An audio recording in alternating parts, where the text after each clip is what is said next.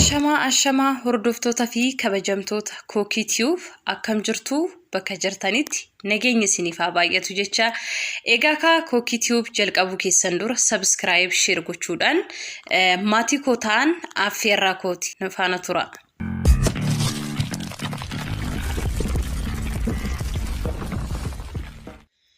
Tole egaa hordoftoota koo viidiyoon kiyya har'aammoo viidiyoo of eeggannooti jechuudha. Viidiyoon kunillee of eeggannoo yookaan akeekkachiisa ta'a jechuudha.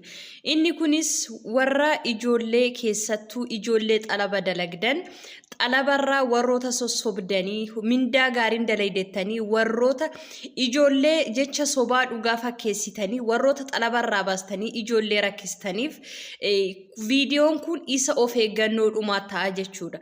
Egaa maaliifii shamarran yeroo mana maadaamii keessa hojjetu manni xalabaa akkuma beekamu qarshii 1,000 kaffalamaaf. Garuuyyuu isheen qarshii 1,000 kaffalachuu fudhachuu salaalti malee garuu maalitti fakkeessu ala yoo hojjette mindaan ati argattu guddaadha. Mindaan ati argattu hamma kanaadha jedhanii itti fakkeessan. Shamarran sun erga achi baate dura abbichi baase sun of bira bulche jechuudha. Kanaafuu shamarran osoo hin jaalatiin jecha sobaa dhugaa seetetoo mana hojii dhaabbataarraa gara hojii yookaan seeraan ala taatee gadi baati jechuudha. Gaafa san iqaaman hin jiru jawaazaatiin yookaan immoo paaspoortiin harka ishee hin jiru rakkoo keessa seentii jechuudha.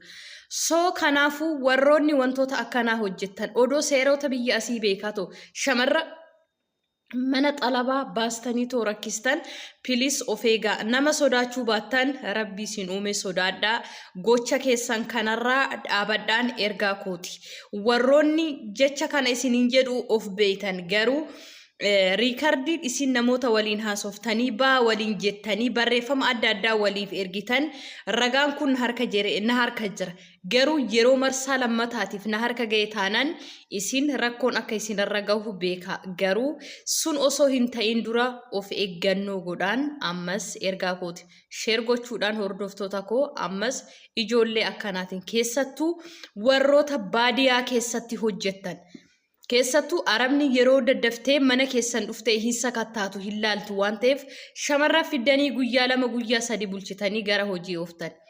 Garuu akka carraa ta'e immoo shamarran tun hojiin hin mijanneef yoo ta'e hojii sanirraa yoo baate abbichi sun ofitti deebisuu hin danda'u waan taateef nama biraa dhaquu bira dirqamte jechuudha. Shamarran tun dhiira lammataa bira dhaquun dirqama. Shamarranii miti. Isinii galee mana xalabaatii yennaa baatan shamarran wanni beekuu qabdan gaafa san waciin adda addaa isinitti baay'ata. Maaliifii wanni ofiin hojjetattan wanni ofii godhatan muluu keessanuu qarshii keessaniin jechuudha. Kanaafuu osoo mindaan keessanuu qarshii 500 seentanii 500 shamarran ennaa taanummoo wantoonni nu barbaachisan hedduudha. Kanaafuyyuu warroota koottaa baay'atanii xalabarraa keessattuu ijoollee amma haaraa biyyarraa dhuftan keessattuu mootu warroota biyyarraa dhuftan ammatti warroota baasiniin jedhan pilis of eeggannoo godhaa ofiis eegaa. So kanaafuu dhiyooma kanaayyuu hojii mana xalabaatii baastanii isheen dhukkubsattee mana irraa yoo baatu iddoo boqonnaa hin qabdu namni sun.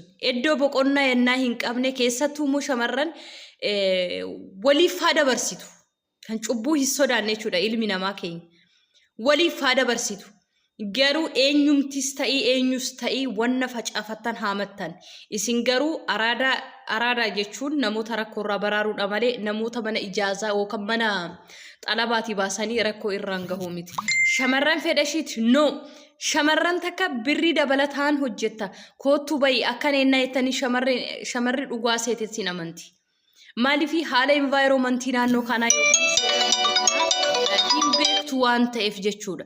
Kanaafuu pilis of eegaatii wantoota akkanaa kan dalaydan irraa dhaabadhaa. Ammas irra deebi'esinitti himaa irraa dhaabadhaa.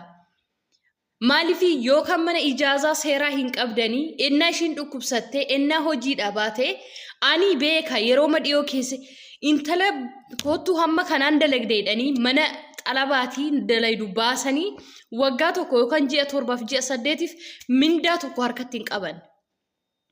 Mana madami kana baati mana madami sanii seenti mana madami kana baati mana madami sanii seenti kanaafu amaloonni madamota gara kanaafu intalli suni maalidha manuma madami jibbaa deemti jechuudha hojiin ishii jibbisiisee sammuun ishee yaada biraa keessa seena kanaafu sammuun isaanii cinqamee yaada biraa keessa seena qarshii hin qabdu ilmi namaa immoo dalagatee waa harkaa hin qabu taanaan eenyumtuu nama jaalatu eenyumtuu nama gargaarus fedha hin qabu kanaafu hundi keenya wal beena kanaafu ijoollee mana xalabaati akkam baaneef ilmi namaa hoo rakkates yoo ta'e dhuguma beeloftee dhuguma reebamaa dhuguma mindaa hin kennan yoo ta'e yoo dandeessan manuma xalabaa sanitti eejensii irraan dhuftaniif bilbilaa fi lakkoofsa eejensii yoo barbaadan lakkoofsa eejensii isiniif hin kennaa isa sanis isaan dawwaltanii rakkoo isaanii akka furan gochuu dandeessan malee koottaa xalabaa baa jettanii shamarran akka barbaadan gootanii ergasii mana hojii galchitan please wanni kun isiniin baasu irraa dhaabadhaan ergaati yaammallee kanaafu warroonni immoo dhugaa isinitti fakkaate callistanii mana xalabaati baatanii mindaa dabalataan hojjennettanii